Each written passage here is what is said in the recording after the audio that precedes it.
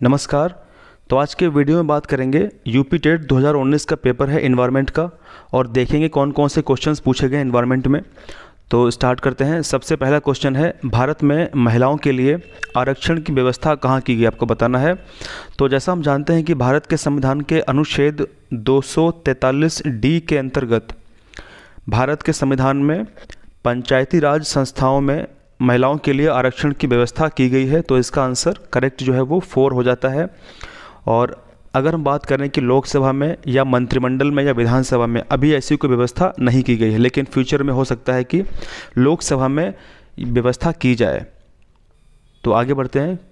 Next question है, किसी राज्य के राज्यपाल की नियुक्ति के लिए कम से कम उसकी उम्र क्या होनी चाहिए। तो हम जानते हैं कि अगर किसी स्टेट का गवर्नर बनने के लिए जो मिनिमम एज की रिक्वायरमेंट है वो 35 ईयर का होना ही चाहिए। ठीक है, इसके अतिरिक्त और भी बहुत सारी रिक्वायरमेंट हैं, पर यहाँ पे हम सिर्फ यही बात करेंगे कि 35 वर्ष की जो आयु है वो होनी चाहिए। आपसे मैं क्वेश्चन पूछता हूँ, किसी भी स्टेट का, किसी भी राज्य का मुख्यमंत्री यानी सीएम बनने के लिए मिनिमम कम से कम कितनी उम्र होनी चाहिए? आप लोग कमेंट करके तुरंत इसका आंसर बताइए। बात करते हैं नेक्स्ट क्वेश्चन। तो इसमें बोला गया है, इसमें आपको 2 सूचियाँ दी गई हैं, ठीक है, सूची 1 सूची 2, और आपको इसको मैच करवाना है। तो सबसे पहले लिखा हुआ है भारतीय संघ, फिर है राज्य, फिर है नगर निगम, फिर है ग्राम पंचायत। तो आपको इसका संबंध बताना है कि किस किस सूची 1 का संबंध सूची 2 से किस प्रकार है। तो अगर हम सबसे पहले बात करें ऑप्शन नंबर डी की, तो हम जानते हैं कि जो ग्राम पंचायत है उसका जो संबंध है वो सरपंच से है। ठीक है, तो हमने देख लिया डी का, ऑप्शन नंबर बी करेक्ट है। फिर अगर हम बात करें स्टेट की, तो जो राज्य है, राज्य का संबंध किससे है? राज्यपाल से है। और जो नगर निगम होते हैं उनका संबंध किससे है? डी से है, यानी मेयर से है। और बचा है फिर भारतीय संघ यानी इंडियन यूनियन, और इसका संबंध किससे है? प्रधानमंत्री से है। तो आपके करेक्ट आंसर हो जाते हैं। तो आप इस प्रकार से इसको करेक्टली सॉल्व कर सकते हैं। अगर ऑप्शंस की अगर हम बात करें तो कौन कौन से इसमें ऑप्शन दिए गए हैं, तो हमने देखा था कि डी का जो ऑप्शन था वो सरपंच था। ठीक है, ग्राम पंचायत का सरपंच था, तो डी का बी। तो यहाँ पे देखते हैं ये डी वाला सूची है, इसमें बी, आपको बी 2 जगह दिया गया है। फिर देखा था हमने कि जो नगर निगम है उसका मेयर है, तो सी का डी है, फिर सी का डी यहाँ पे दिया गया है। तो इसका करेक्ट आंसर क्या हो जाता है? ऑप्शन नंबर 2 करेक्ट हो जाएगा। जैसे ए का तो ए ही है, तो हमने देखा कि ए का क्या है? ए है। और बचा है फिर राज्य, राज्य का क्या है? राज्य का राज्यपाल है, सी है। तो फिर बी का क्या है? सी है। तो इसका ऑप्शन करेक्टली 2 हो जाता है। तो इस तरीके से इसको सॉल्व कर सकते हैं हम। फिर बात करते हैं नेक्स्ट क्वेश्चन की। तो इसमें बोला गया है कि अनुच्छेद 356 का प्रथम प्रयोग कब और कहाँ किया गया था। जैसा हम जानते हैं कि आर्टिकल 356 जिसको हम बोलते हैं राष्ट्रपति शासन, इसका सर्वप्रथम उपयोग कहाँ किया गया था? तो पंजाब में किया गया था। लेकिन यहाँ पे विकल्प में पंजाब नहीं दिया गया है, तो इसके हिसाब से करेक्ट इसका आंसर होगा केरल। ठीक है, तो आप लोग ध्यान रखेंगे कि 1959 में केरल में पहली बार इसका उपयोग किया गया था। तो फिलहाल इसका ऑप्शन नंबर 3 करेक्ट हो जाता है। आगे बात करते हैं, और इसमें क्वेश्चन नंबर नेक्स्ट की हम यहाँ बात करते हैं। तो यहाँ पे लिखा हुआ है कि जो नगर निगम है उनके द्वारा कौन सा कर, कौन सा टैक्स इम्पोज किया जाता है, कौन सा टैक्स को वो लगाते हैं। तो ऑप्शंस कौन कौन से हैं? मनोरंजन कर है, चुंगी कर है जिसको टोल टैक्स बोलते हैं, फिर गृह कर है, हाउस टैक्स है, फिर डी है। तो इसका ऑप्शन नंबर डी ही करेक्ट है, यानी उपरोक्त सभी। तो जो नगर निगम होते हैं वो तीनों कर इम्पोज कर सकते हैं, तीनों ही कर इम्पोज करते हैं। ठीक है, फिर बात करते हैं क्वेश्चन नंबर नेक्स्ट। तो इसमें कहा गया है कि जो पुरवा होता है, पुरवा किस अधिवास में शामिल है। तो हम सब जानते हैं कि जो हैमलेट होते हैं, पुरवा होते हैं, वो ग्रामीण क्षेत्र का ही भाग है। तो इसका आंसर क्या होगा? ऑप्शन नंबर 3 होगा। ठीक है, तो ग्रामीण क्षेत्र में ही वो शामिल होते हैं। तो ऑप्शन नंबर 3 करेक्ट हो जाएगा। अभी बात करते हैं क्वेश्चन नंबर 27 की। तो इसमें बोला गया है कि कौन सा ज्वालामुखी पर्वत है। आपको बताना है कि इनमें से कौन सा ज्वालामुखी पर्वत है।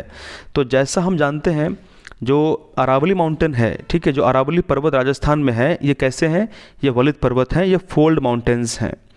और इस समय तो ये अवशिष्ट पर्वत में धीरे धीरे बदल रहे हैं, तो ये नहीं हो सकता है। फिर अगर बात करें एप्लेशियन माउंटेन की, तो एप्लेशियन माउंटेन भी जो है वो ज्वालामुखी पर्वत नहीं है, यूराल भी नहीं है, तो इसका आंसर करेक्ट है किलिमंजारो। ठीक है, और हम जानते हैं कि किलिमंजारो कहाँ पे, तंजानिया में है किलिमंजारो, तो इसका ऑप्शन जो है वो 4 करेक्ट हो जाता है, आप लोग ध्यान रखेंगे।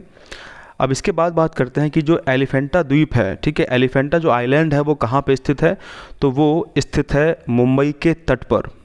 ठीक है, तो मुंबई कोस्ट पर वो स्थित है, इसका ऑप्शन नंबर 2 करेक्ट हो जाता है।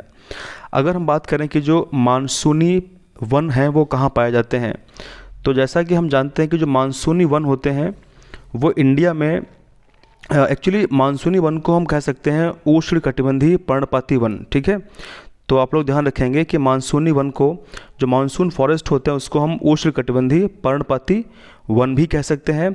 और ये बेसिकली 70 से, तो आप लोग ध्यान रखेंगे कि 70 से 200, जहाँ भी 70 से 200 सेंटीमीटर बारिश होती है, ठीक है, वहाँ पे ये फॉरेस्ट जो है पाए जाते हैं। तो इसका आंसर क्या होगा, ऑप्शन नंबर पहला वाला हो जाएगा 70 से 200, 70 से 200 सेंटीमीटर जहाँ बारिश होती है, तो इसका ऑप्शन नंबर फर्स्ट करेक्ट हो जाता है।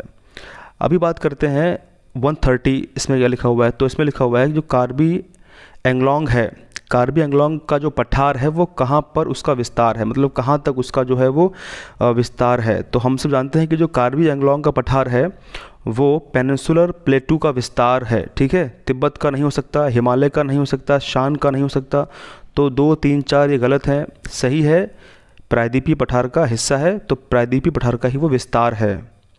आप लोग कमेंट करके बताएं कि जो कार्बी एंगलोंग जो प्लेटू है वो एक्चुअली किस रीजन में है, क्या इंडिया के नॉर्थ ईस्ट क्षेत्र में है। जैसे हम सब जानते हैं कि अगर हमारा ये जो इंडिया है, ठीक है, इस तरीके से इंडिया हमारा है, तो इंडिया में वो किस तरफ है, क्या कार्बी एंगलोंग पठार इंडिया के इस पार्ट में है, ये नॉर्थ ईस्ट वाला पार्ट है, या फिर वो इस पार्ट में है, नॉर्थ वाले पार्ट में है, या साउथ वाले पार्ट में है, या फिर वेस्ट वाले पार्ट में। आप लोग कमेंट करके बताएंगे कि कार्बी एंगलोंग पार्ट जो इंडिया का है वो किस वाले पार्ट का हिस्सा है। ठीक है, ओके, तो बात करते हैं नेक्स्ट क्वेश्चन। तो इसमें बोला गया है कि जो निम्न में से कौन सा अचल जीव का उदाहरण है, आपको बताना इनमें से कौन सा एक अचल जीव का उदाहरण है। तो हम सब जानते हैं कि जो यूप्लेक्टा है, यूप्लेक्टा वो इसका करेक्ट आंसर हो जाता है। जो यूप्लेक्टा है वो अचल जीव का उदाहरण है। बाकी सारे जो काइटन है या लीच है, ठीक है, लीच का मतलब जोंक होता है, और जो इकाइनस है, ये सब कैसे हैं, ये सब चल है, मतलब ये सब मूव करते हैं, लेकिन जो यूप्लेक्टा है वो मूव नहीं करता है, वो अचल है, सेसाइल एनिमल इसको कह सकते हैं। तो इसका ऑप्शन नंबर पहला वाला जो है वो करेक्ट हो जाता है। ठीक है, तो मूव करते हैं क्वेश्चन नंबर नेक्स्ट। तो इसमें कहा गया कि प्रोटीन अणुओं की इकाई क्या है। आपको बताना है कि जो प्रोटीन अणु होते हैं, यानी प्रोटीन की जो यूनिट होती है वो क्या होती है। तो हम सब जानते हैं कि प्रोटीन की जो इकाई है वो है एमिनो एसिड। ठीक है, क्या है, एमिनो एसिड है। और हम जानते हैं कि हमारी बॉडी में 20 अमीनो एसिड्स की रिक्वायरमेंट होती है, जिसमें से 10 जो होते हैं अमीनो एसिड्स वो हम बाहर से लेते हैं, वही होते हैं आवश्यक अमीनो एसिड्स जो हमारे बॉडी में नहीं बनते हैं, लेकिन 10 जो होते हैं वो बॉडी में बनते हैं। तो 10 हम प्रोटीन्स के द्वारा ही लेते हैं, तो इसीलिए इसकी इकाई क्या होगी, इसकी इकाई भी अमीनो एसिड होगी। तो ऑप्शन नंबर 2 इज़ करेक्ट। आपसे मैं क्वेश्चन अगर पूछूं तो यहाँ पे लिखा हुआ है ग्लूकोज, ठीक है, फिर है एमिनो एसिड, फिर है वसा, फिर है विटामिन। अगर आपसे मैं बोलूं कि इसमें से कौन से विकल्प में सर्वाधिक ऊर्जा संचित होती है, मतलब कौन सा विकल्प है जो सबसे ज़्यादा एनर्जी को रखता है, किसके सेवन से मनुष्य को सर्वाधिक ऊर्जा प्राप्त होती है, आपको बताना है कमेंट में कि क्या ग्लूकोज के सेवन से सर्वाधिक एनर्जी इंसान को मिलती है, या अमीनो एसिड्स हैं, या वसा है, या विटामिन्स है। ठीक है, मूव करते हैं नेक्स्ट क्वेश्चन। तो इसमें बोला गया कि निम्न में से कौन सा एक जो अंगक है, मतलब जो सेल ऑर्गेनल है, वो अनुपस्थित रहता है, कोशिका में अनुपस्थित रहता है।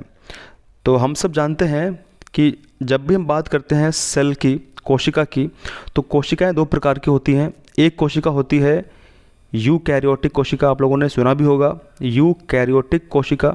दूसरी होती है प्रोकैरियोटिक कोशिका। तो कोशिकाएं दो प्रकार की होती हैं, ठीक है।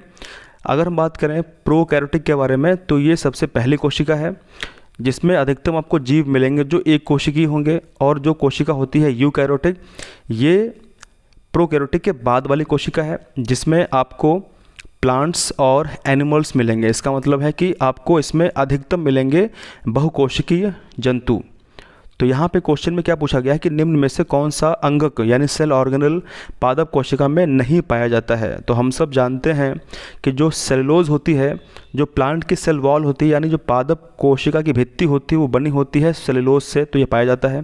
फिर है रिक्तिकाएँ, प्लांट सेल के अंदर जो सबसे बड़ा स्पेस होता है वो रिक्तिकाएँ घेरती हैं, तो ये भी पाया जाता है। उसके बाद लवक है, इसका मतलब प्लांट्स में जो रंग उत्पन्न होते हैं, जब भी जो भी हम फूल देखते हैं, जो भी फ्रूट्स को हम खाते हैं तो कहीं ना कहीं वो रंगीन होते हैं, फ्लावर भी कलरफुल होते हैं, फ्रूट्स भी कलरफुल होते हैं। तो इसका मतलब ये है कि उसके अंदर लवक पाए जाते हैं। जैसे टमाटर की अगर हम बात करें तो उसमें लाइकोपीन नामक एक पिगमेंट होता है। पपीते की बात करें तो उसमें भी पीलापन जो है वो एक पिगमेंट की वजह से होता है। तो ये सब लवक होते हैं।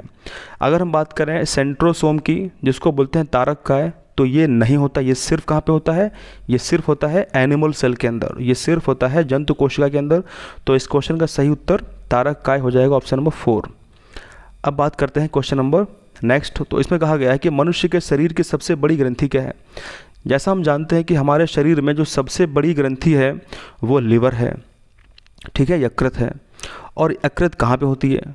तो आप यहाँ पे देख रहे होंगे इस तरीके से, अगर मैं डायग्राम बनाऊँ यहाँ पे, तो ये हमारा स्टमक है यानी आमाशय है, और यहाँ पे ये होता है लीवर। तो सबसे बड़ी ग्रंथि लीवर ही कही जाती है। यहाँ पे आप देख रहे होंगे, यहाँ पे पैनक्रियाज यानी अग्नाशय है, ऊपर आमाशय, उसके नीचे अग्नाशय पैनक्रियाज। पैनक्रियाज जो है वो हमारे शरीर में लीवर के बाद में सेकेंड लार्जेस्ट ग्लैंड कही जाती है। उसके अलावा भी हमारे बॉडी में कई और भी ग्लैंड्स होती हैं, ठीक है, जैसे अधिवृक्क ग्रंथि, इसको हम बोलते हैं, ये एक्चुअली किडनी पे होती है, ठीक है। पीयूष ग्रंथि ये हमारे मस्तिष्क में होती है, इसी को बोलते हैं मास्टर ग्लैंड। और फिर अग्नाशय जो है इसको बोलते हैं मिश्रित ग्रंथि। क्या बोलते हैं इसको?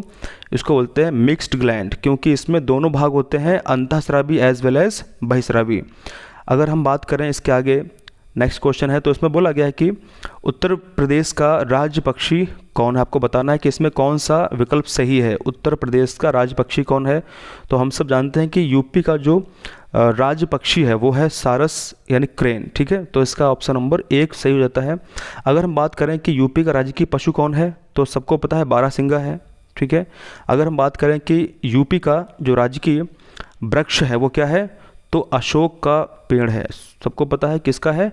अशोक का जो वृक्ष है वो राजकीय वृक्ष कहा जाता है। अगर बात करें कि यूपी का राजकीय पुष्प क्या है, तो पलाश है। ये बहुत ही बेसिक सी कुछ जानकारी आपको पता होनी चाहिए एडिशनली, ठीक है। तो इस तरीके से जो है यहाँ पे हम लोगों ने डिस्कस किया है कुछ क्वेश्चंस को। तो आज के वीडियो में हम लोगों ने 15 क्वेश्चंस डिस्कस किए हैं, और बाकी के 15 क्वेश्चंस को हम डिस्कस करेंगे नेक्स्ट पार्ट में। तो thank you very much, thank you.